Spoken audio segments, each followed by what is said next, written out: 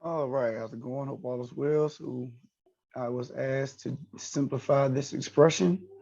So I decided it would be easier to just make a video about it. So we want to be able to add these two terms together. We cannot add them we cannot add them in their current state because of what's under the radical.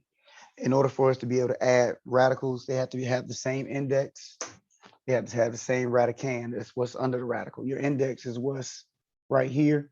That means, in other words, square root, cube root, fourth root. Here we have both square roots. So we're okay with the index or radical, but what's under the radical has to be exactly the same as well.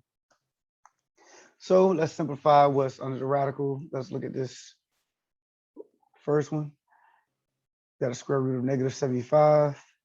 First thing we want to look at is how can I break this up into what I can take the square root of and what I cannot take the square root of. So looking at 75, what's one of the factors of 75 that can be taken the square root of evenly? So that will be 25. And also you can take the square root of a negative. So I'll write it this way, square root of -25 times 3. Break it up into what I can take the square root of and what I cannot. 3 times -25 is still -75. So we haven't changed the value of anything. But then the square root of -25 is going to be 5i, and then leave the 3 under the radical. Looking at the square root of -27. Do the same thing, same thought process. You want to look at the -27 and break it up into what you can take the square root of and what you cannot. So this would be -9 times 3. You always look at your factors and say, are there any factors of this number, this radicand, this number under the radical, that can be taken the square root of evenly? And so in this case, it's 9. Square root of -9 is 3i, and then leave your 3 under the radical. All right, so now we can substitute in for these pieces.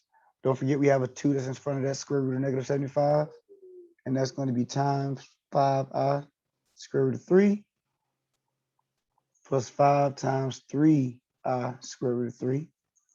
As a matter of fact, I'll just use parentheses.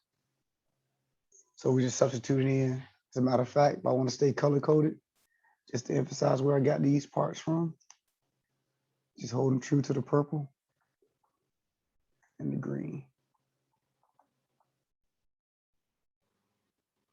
All right. So now we can go ahead and multiply these pieces. It's 2 times 5i, which is 10i. 5 times 3i is 15i.